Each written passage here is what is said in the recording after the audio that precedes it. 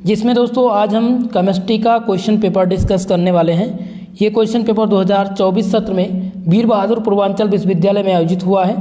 ऐसे विद्यार्थी जिनका इस सत्र का एग्ज़ाम लिखित पैटर्न के आधार पर होना है, उन सभी के लिए खासकर ये क्वेश्चन पेपर महत्वपूर्ण है। इस क्वेश्चन पेपर में बहुत सारे ऐसे प्रश्न आपको देखने को मिलेंगे जो रिपीटेड हैं, जो आप सबकी यूनिवर्सिटी में पूछे जाएंगे। इसके पहले आपको कोई 6 सेमेस्टर का अनसाल्व पेपर मिलेगा और ना ही कोई ओल्ड पेपर मिलेगा। ठीक है, तो वीर बहादुर पूर्वांचल विश्वविद्यालय ने सर्वप्रथम पेपर स्टार्ट किया है और केमिस्ट्री का ये पेपर नंबर फर्स्ट आयोजित हुआ है आज ही। केमिस्ट्री में पेपर नंबर फर्स्ट आपका है ऑर्गेनिक सिंथेसिस बी। तो चलिए आज के इस क्वेश्चन पेपर को हम डिस्कस करते हैं। दोस्तों आपके यहाँ पर समय की बात करें तो पेपर में 2 घंटे का समय मिलता है। मैक्सिमम मार्क्स आपका 75 ही रहेगा पेपर नंबर फर्स्ट में। तो सबसे पहले हम वेरी शॉर्ट टाइप के क्वेश्चंस को देखेंगे सेक्शन ए में जो पूछे जाते हैं। Attempt all part of the question, give answer of each part in about 50 word. 50 शब्दों में आपको आंसर देने हैं और 10 क्वेश्चन पूछे गए हैं वेरी शॉर्ट टाइप के। कितने क्वेश्चन दोस्तों? 10 क्वेश्चन पूछे गए हैं और 3 नंबर का प्रत्येक क्वेश्चन है। पहला प्रश्न यहाँ पर पूछा गया था, right 2 application of DDQ। DDQ के 2 उपयोग लिखिए। तो यहाँ पर तो वेरी शॉर्ट टाइम में DDQ पूछ लिया गया है, लेकिन प्रोफेसर राजेंद्र सिंह रज्जू भैया विश्वविद्यालय की बात करूँ अगर, या फिर आजमगढ़ विश्वविद्यालय की बात करूँ, अवध विश्वविद्यालय, जननायक चंद्रशेखर बलिया विश्वविद्यालय या अदर यूनिवर्सिटी, वहाँ पर ये वेरी शॉर्ट टाइप में नहीं पूछा जाएगा। ये क्वेश्चन आपसे शॉर्ट सेक्शन यानी बी वाले सेक्शन का क्वेश्चन बनेगा, ध्यान रखेंगे, आएगा जरूर DDQ। तो ये आपका मोस्ट इंपॉर्टेंट क्वेश्चन हो जाएगा। मैंने आपको मॉडल पेपर में दिया था, सबका सब लगभग वो क्वेश्चन आया हुआ है, वो आगे आप देखेंगे। तो ये पहला प्रश्न आप नोट करेंगे DDQ वाला, देखेंगे आपने देखा कि ये क्वेश्चन बहुत ही महत्वपूर्ण है, पूछा जाएगा। अब दूसरा क्वेश्चन देखिए, पूछा गया था कि कंप्लीट द फॉलोइंग रिएक्शन। यहाँ पर रिएक्शन कंप्लीट करने के लिए आया है और सेम यही रिएक्शन अगर मॉडल पेपर में आप देखेंगे तो मैंने यही रिएक्शन कंप्लीट करने के लिए बताया था। ये आपका एल्किल हैलाइड, यहाँ पर आप देखेंगे क्या दिया गया है, मेथिल मैग्नीशियम ब्रोमाइड दिया गया है। ठीक है, और यहाँ पर क्या दिया है, CH3CHO। अब इनका रिएक्शन करा के यहाँ पर क्या प्रोडक्ट बनेगा ये आपको बताना है, मोस्ट इंपॉर्टेंट आपका है ये। इसी प्रकार से अब हो सकता है ये रिपीटेड नहीं हो सकते हैं, क्योंकि रिएक्शन बैलेंस करने के लिए कोई भी रिएक्शन एग्जामिनर दे सकता है। तो रिएक्शन की बैलेंस ही तभी आपको आएगी जब आप सिलेबस को अच्छे से पढ़ेंगे और फॉर्मूले आपको पता होंगे। ओके, तो ये क्वेश्चंस आपसे जरूर पूछा जाएगा, 2 क्वेश्चंस आएंगे, ध्यान रखेंगे कंप्लीट द रिएक्शन से। अगला क्वेश्चन पूछा गया था, तीसरा प्रश्न, कि explain the nucleophilicity of carbonyl compound. Carbonyl यौगिक की न्यूक्लियोफिलिसिटी को समझाइए। मोस्ट इंपॉर्टेंट क्वेश्चन है, रिपीटेड क्वेश्चन है, ये आपकी यूनिवर्सिटी रिपीट कर सकती है, ध्यान रखिएगा। ओके, तो मोस्ट इंपॉर्टेंट क्वेश्चन हो जाएगा। अगला प्रश्न है, explain the why pyrrole is acidic in nature. Pyrrole अम्लीय क्यों होते हैं ये समझाइए। ये भी क्वेश्चन आपका मोस्ट इंपॉर्टेंट है, ध्यान दीजिएगा। अभी तो पहली ही यूनिवर्सिटी ने पेपर कराया है, लेकिन अदर विश्वविद्यालय की बात करूँ तो मोस्ट इंपॉर्टेंट ये है। बुंदेलखंड विश्वविद्यालय में इस प्रकार के प्रश्न पूछे जाएंगे, ध्यान रखिएगा मेरे दोस्तों। ओके, तो एसिडिक नेचर आपसे पूछा जाएगा पायरोल का। ओके, चलें, ये आपने 3 क्वेश्चन देखा कि रिपीटेड है, ध्यान दीजिएगा। अगला क्वेश्चन है, arrange the following acidic in order of their increasing acidity strength.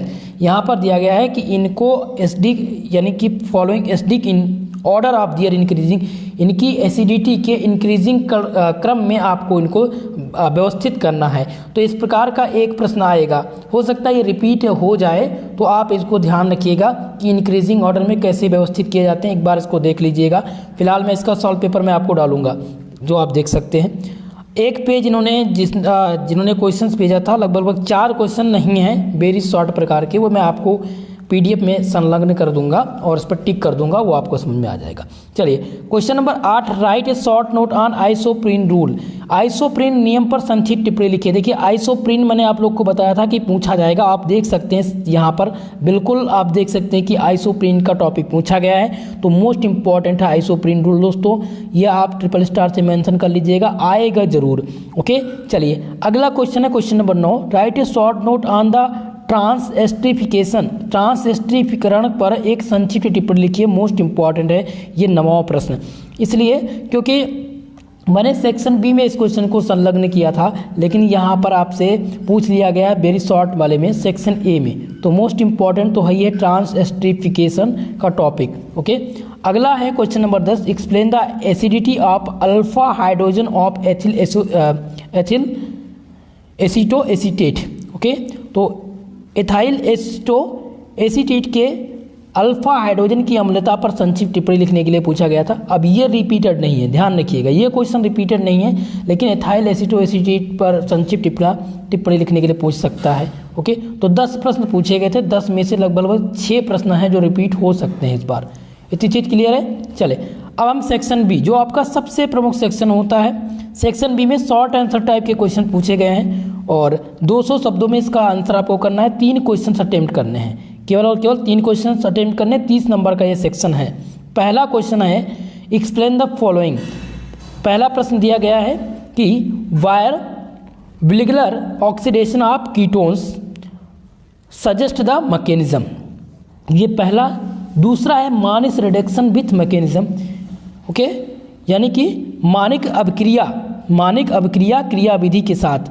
बहुत ही मोस्ट इम्पॉर्टेंट प्रश्न है, आप लोग इसको नोट कर लीजिएगा अभी ही इसी वक्त। अगर आप चाहते हैं 10 नंबर, तो आपको वायर विलिगुलर ऑक्सीडेशन तैयार करना होगा।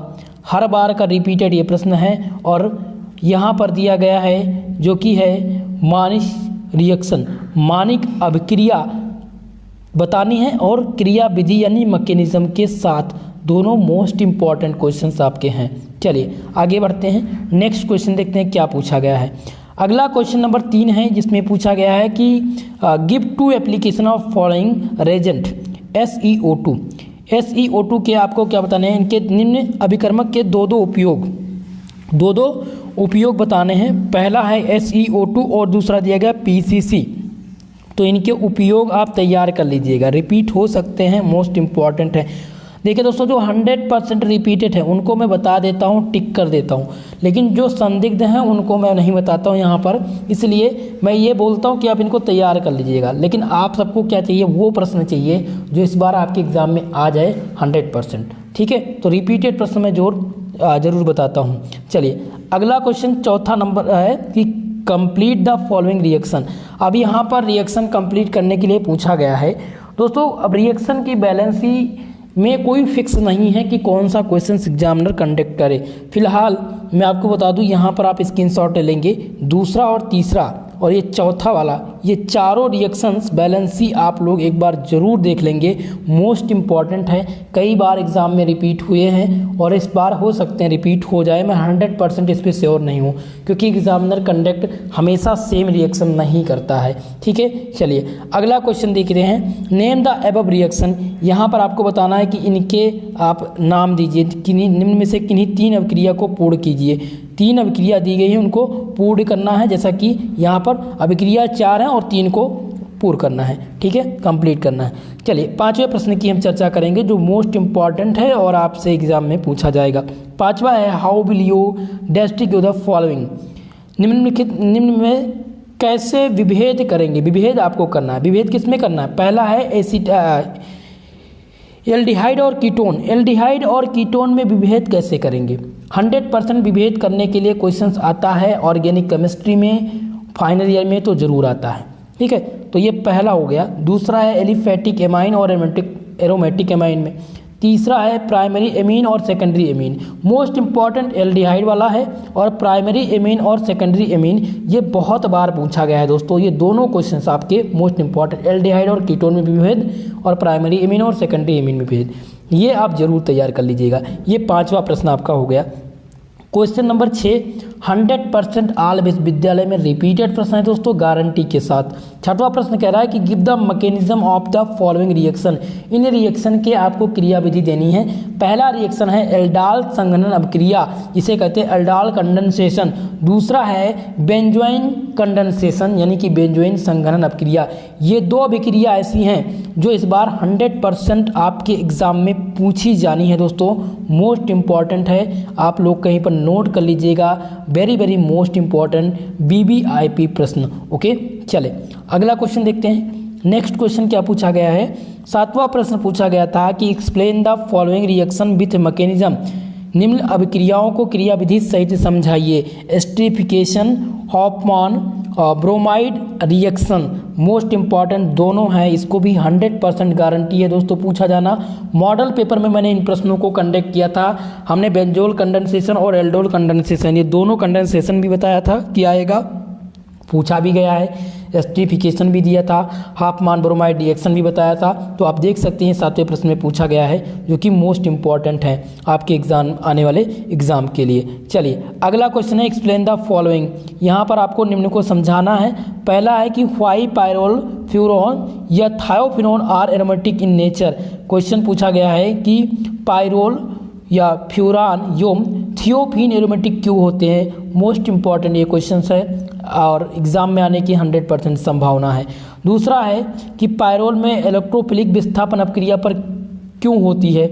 और तीसरा था कि पिरिडीन पायरोल से अधिक क्षारीय क्यों होता है। तो इसमें दो मोस्ट इंपॉर्टेंट आपके हैं, ठीक है, एक तो पायरोल फ्यूरोन और थायोफिन एरोमेटिक क्यों होते हैं, ये पहला। दूसरा आपका हो जाएगा कि पिरामिडीन पायरोल से अधिक क्षारीय क्यों होता है, ये आने की संभावना रिपीटेड हो सकती है। पायरोल का इलेक्ट्रोफिलिक विस्थापन रिएक्शन एक बार जरूर तैयार कर लीजिएगा, ओके। तो ये दो मोस्ट इंपॉर्टेंट थे आपके। अगला क्वेश्चन है दोस्तों 9 number, right short note on the following. Short note लिखना है हॉफमान एक्सक्यूटिव मिथाइलेशन पर, और दूसरा दिया गया है फिजियोलॉजिकल इंपॉर्टेंस ऑफ एल्कोलाइट्स पर। इंपॉर्टेंट यहाँ पर दोनों हैं, मैं दोनों को इंपॉर्टेंस इसलिए बताऊंगा क्योंकि दोस्तों आपके सिलेबस की दृष्टि से एल्कोलाइट्स इंपॉर्टेंट है और हॉफमान एक्सक्यूटिव मिथाइलेशन भी महत्वपूर्ण है।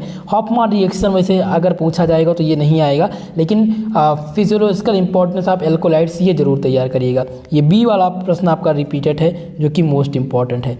चलें 9 प्रश्न पूछे गए थे, 9 में से 3 का उत्तर आपको देना था। अब मैंने इसमें से 9 में से दोस्तों लगभग 5 प्रश्न ऐसे बताए हैं जो रिपीटेड हैं, जिसके आने की संभावना 100% है, ओके।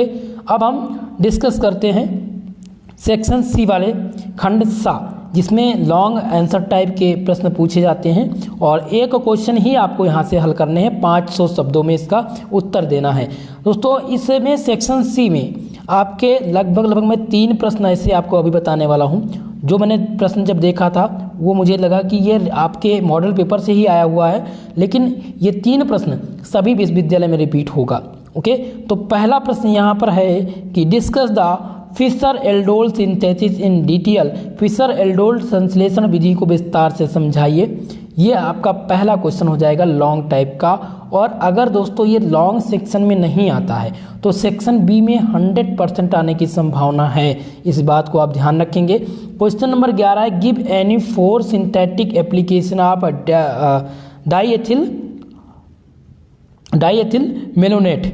डाइएथिल मेलोनेट की किन्हीं 4 उपयोग को बताइए। तो ये एग्जाम में रिपीट नहीं होगा, ये 11 वाला प्रश्न, खासकर 10 वाला सबसे इंपॉर्टेंट है, इसको मैं रिपीटेड नहीं कह सकता, ठीक है, तो इसको ध्यान रखेंगे। अगला है question number 12 write a short note on. 10वां आप ध्यान रखेंगे और 12 नंबर प्रश्न जो आपका 100% फिक्स है आना। अगर 15 नंबर चाहिए तो ये 2 क्वेश्चन तैयार करना होगा। कौन सा? परकिन रिएक्शन और क्लीमेंसन रिडक्शन। परकिन अपक्रिया और क्लीमेंसन रिडक्शन क्या होता है, ये आपका हो गया 12 नंबर प्रश्न। और आपके यूनिट नंबर 2 और 3 में ये प्रश्न है जो कि खूब पूछा गया है। उस दिन मैंने जब इंपॉर्टेंट टॉपिक्स आपको बता रहा था तो नेमिंग रिएक्शन के बारे में बताया था कि नेमिंग रिएक्शन खूब पूछे जाएंगे आपके ऑर्गेनिक सिंथेसिस बी में। तो आप देख सकते हैं परकिन अपक्रिया पूछी गई है, क्लीमेंसन रिडक्शन, ये दोनों नेमिंग रिएक्शन है जो हर वर्ष पूछे जाते हैं सभी विश्वविद्यालय में, ठीक है। क्वेश्चन 13 है right a short note on any 2। यहाँ पर किसी 2 संक्षिप्त टिप्पणी लिखनी है, इसमें भी नेमिंग रिएक्शन ही पूछा गया है। पहला है कि basicity of amines, bridge reduction और ब्लिक्सन कैटालिस्ट। ये आपका ब्रिज रिडक्शन और ब्लिक्सन कैटालिस्ट यूनिट नंबर 1 का रिएक्शन है। यूनिट नंबर 1 का ये प्रश्न है। मैंने यूनिट नंबर 1 में मोस्ट इंपॉर्टेंट भी बताया था। आप क्वेश्चन पेपर उठाकर देखिए, मॉडल पेपर जो मैंने प्रोवाइड किया है उसमें आपको ये प्रश्न मिलेगा। और इम्पॉर्टेंट वाले टॉपिक्स में देखेंगे तो ये टॉपिक्स मेंशन होंगे।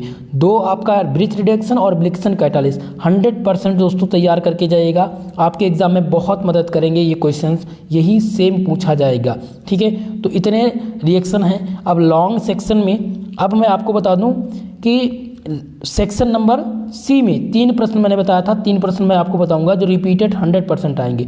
तो पहले वाले में तो हो गया कि ब्रिथ रिएक्शन और ब्लिक्सन कैटलिस्ट, ये 2 हो गए। तीसरा आपका आ जाता है परकिन रिएक्शन और क्लीमेंसन रिएक्शन, ये 4 आपके हो गए। और 5वां है फिशर एल्डोल सिंथेसिस, ये 5 क्वेश्चन हैं। अगर ये 5 क्वेश्चन तैयार हैं तो आप मानकर चलिए कि लगभग 30 नंबर आपका पक्का हो जाएगा। पूरे पेपर में 30 नंबर पक्का हो जाएगा आपके सेक्शन सी से ही।